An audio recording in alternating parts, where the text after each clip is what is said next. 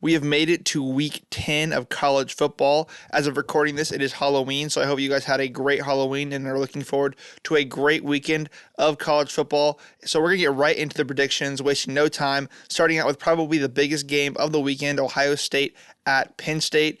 And this is Penn State's chance to prove me wrong, at least kind of. I've been saying they're overrated all year. I don't think this version of Penn State is any different than past versions of Penn State. They're just not good enough to beat the good teams, but they're good enough to beat the more mediocre teams every year. They lose the big games, usually to Ohio State or Michigan. And if they really are the third best team in the country, like the AP says they are, then they will win this game. They get it at home and against the Ohio State team that looks very vulnerable. In fact, I'm not even entirely sure what to think of Ohio State up to this point. They lost the one big game that they've been in, and they almost lost to a very mediocre Nebraska team.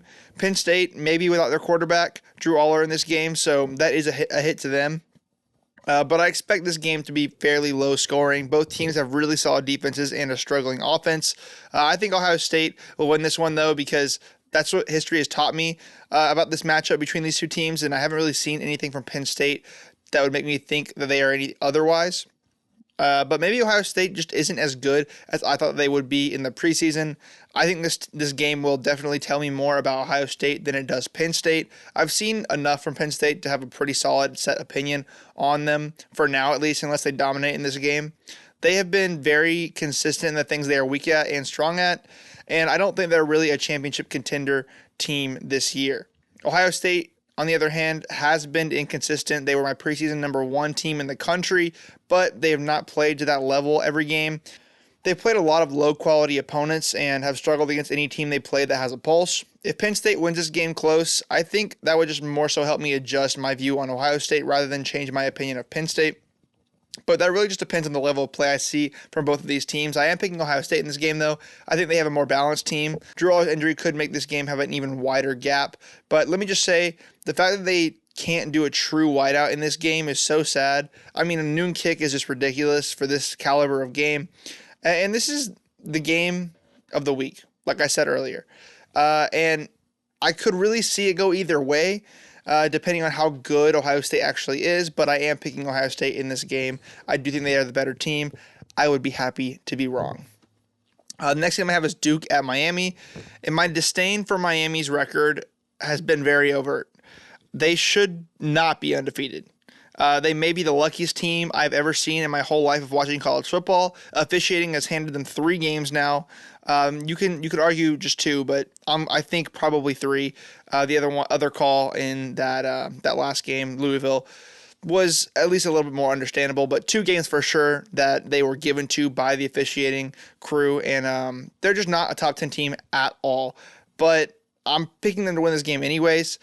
For one, officiating will not let them lose, so there's that. And 2, I really doubt that they are going to need officiating to win this game anyways. Yes, Duke only has 1 loss, but that is due to the quality of competition that they have played up to this point. They are not a good team. Heck, they almost lost to Florida State.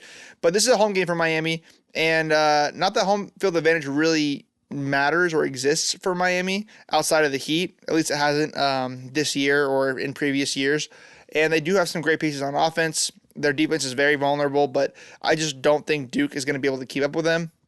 And if they do, the refs are going to find a way to give Miami the win anyways.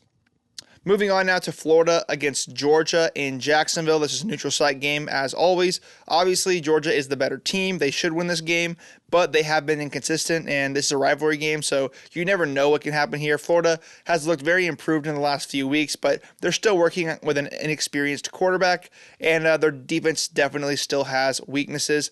And this game may be close for a while, but both teams given a bye. I think Georgia will just be more prepared and better in this game. There's just a lot of uncertainty surrounding Florida, this team, and as to whether the head coach will be there in the offseason or next season. And I just think Georgia will be more locked in and ready to go for this game. This is a more healthy version of Georgia than we saw earlier in the season. While Florida has looked better than they did early this season, so has Georgia. And Georgia has the better coach, the better talent, the better staff, better players. They're just a better team. So I'm going to go with dogs all day long. Call me biased, I am. So Anyways, moving on now to Louisville at Clemson. Clemson has been on fire ever since their loss to Georgia early this season, the Week 1 game, and they have not looked back since. And I feel like nobody's really talking about them for some reason, but they kind of should. This Clemson team is dangerous, I think. I don't think that they are the best team in the country, but I would definitely take them over teams like Penn State and Miami, and I am taking them in this game against Louisville as well. Louisville has had an explosive offense, but a very vulnerable defense, and they've not been able to win the big games, and this is just probably their biggest one yet. And it's on the road at Death Valley at night. The environment will definitely be a factor, so I think Clemson wins this game by probably 2 scores or more. Next, I have Pitt against SMU. This one is really interesting to me because both of these teams are in the thick of the ACC championship race. Neither have a conference loss, and Pitt doesn't have a loss at all. Both these teams have had their ups and downs this season. I mean, obviously not too much considering Pitt's undefeated, but they've looked inconsistent, and so has SMU. Pitt just came off of a very dominant win against Syracuse, and I still lean SMU, though. Because I think that they have a stronger schedule up to this point and have won every game since they made that quarterback switch. So I'm a little bit more confident in what they are as a team, and it's a home game for SMU. This could go either way, though. I do expect it to be a close one. We know that SMU has a high-powered offense. Pitt has put up pretty good numbers offensively, too. But again, quality opponents leads me to believe that their record may be a bit deceiving, and I think SMU delivers Pitt their first loss of the season. Moving on now to Ole Miss at Arkansas. And I don't even know why I'm going to try to break this game down because Arkansas is one of the most inconsistent teams in the country. They look like trash one week and then dynamite the next. And this Ole Miss team hasn't exactly played at an elite level this year so far. Arkansas gets this game at home, and this is absolutely a game that I could see them winning.